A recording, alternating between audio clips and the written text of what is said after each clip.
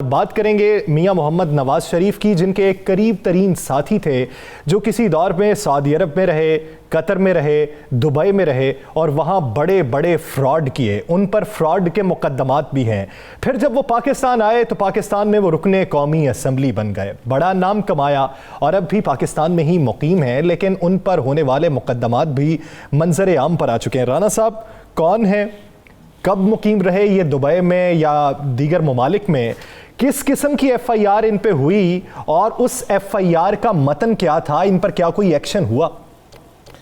دیکھیں یاسر، ہم اسمبلی میں شور مچتا ہے، بہت سے ارکان اسمبلی میں بہت شور ڈالتے ہیں کہ پاکستانی پاسپورٹ کی عزت ہونی چاہیے، پاکستان کی پارلیمنٹ کے پارلیمنٹیرین جو ہے ان کی عزت ہونی چاہیے۔ مجھے بتائیں، جب آپ کے ملک کا ایک ایسا ایم این اے، ان کا نام ہے جی چودھری نور الحسن تنویر صاحب، آپ ان کی تصاویر دیکھ رہے ہیں ذرا۔ یہ میاں نواز شریف جب سعودیہ میں تھے، یہ ان کے ساتھ سعودیہ میں تھے۔ جب میاں نواز شریف سعودیہ سے پاکستان آئے، اس کے بعد وہ ایک کامہ، آپ کو پتہ نا کس ملک کا کامہ تھا؟ ہے نا، یاد ہے نا آپ کو؟ دبئی تھا نا؟ ہاں جی۔ تو یہ دبئی تھے، یہ وہاں پہ سب کچھ دیکھتے تھے۔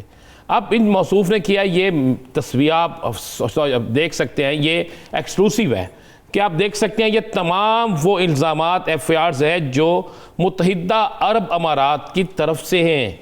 جناب انہوں نے پاکستانی 8 ارب روپیہ، درجنوں ایف آئی آرز ہیں، درجنوں مقدمات ہیں، 8 ارب روپیہ پاکستانی وہاں سے فراڈ کیا، وہاں سے بھاگے، پلاننگ کی، وہاں سے آگے۔ یہ باقاعدہ اوورسیز جو ان کی ہے نا گلف کی مسلم لیگ نون، اس کے جنرل سیکرٹری بھی ہیں موصوف، لیکن ایسے جنرل سیکرٹری ابھی بھی ہیں، ایسے جنرل سیکرٹری ہیں جو وہاں جا ہی نہیں سکتے، کیونکہ جائیں گے پکڑے جائیں گے۔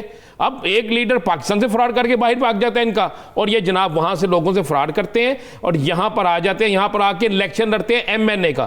میری سمجھ نہیں آئی، مجھے سمجھ نہیں آتی کہ جس شخص پر اتنی ایف آئی آرز ہوں وہ الیکشن کیسے چلے۔ مان لیا الیکشن لڑ لیا، الیکشن لڑ کے منتخب ہو گئے ہیں، اور اس وقت بہاولپور میں مسلم لیگ نون کے سب سے اہم ترین رہنما ہیں، اور یہ ٹکٹیں بھی آگے یہ تقسیم کر رہے ہیں، ٹکٹیں بھی آگے انہوں نے تقسیم کرنی ہے۔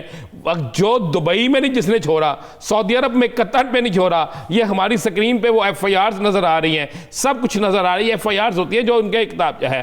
تو وہ جناب وہ یہ اس وقت ایم این اے ہے، اور آپ کی اس پارلیمنٹ میں ایم این اے ہے جس پارلیمنٹ کے اندر روزانہ پارلیمنٹ کی توقیر کی بات کی جاتی ہے۔ تو یہ ایک ایسی چیز ہے کہ جب مجھے بتائیں پاکستانی ایک ایم این اے، پاکستان کی پارلیمنٹ کے ایک ایم این اے، رکن قومی اسمبلی کے متعلق دبئی کے اندر یہ کہا جائے جناب یہ بندہ فراڈ کر کے گیا ہے، تو پھر پاکستان کے پارلیمنٹ کی کتنی عزت ہوگی یاسر؟ یعنی پھر وہاں پہ کیا ہوگا؟ ہمیں یہ درس دیا جاتا ہے کہ یہاں پر جو مقدمات ہوتے ہیں وہ سیاسی بنیادوں پر ہوتے ہیں، باہر کے ممالک میں تو ایسے مقدمات نہیں ہوتے۔ تو پھر اس کا مطلب یہ کہ باہر جو مقدمات ہوتے ہیں وہ آئین و قانون کی روشنی میں ہوتے ہیں، اس کا جواب تو دینا ہوگا۔ بالکل اس کا جواب دینا ہوگا۔ وہ مقدمات عمران خان نے نہیں کرائے، وہ مقدمات جو ہیں پیپلز پارٹی نے نہیں کرائے، وہ مقدمات جو ہیں کوئی وہاں پہ تو نیب نہیں ہے۔ ایک اور میں بتاتا چلوں، میں ایک اور یہاں پہ انکشاف کرتا چلوں کہ موصوف نے جہاں پہ باقی لوگوں کو لوٹا، تو وہاں پر ایک بہت بڑا فراڈ جو ہے وہ میاں نواز شریف کے داماد علی ڈار کے ساتھ بھی کیا۔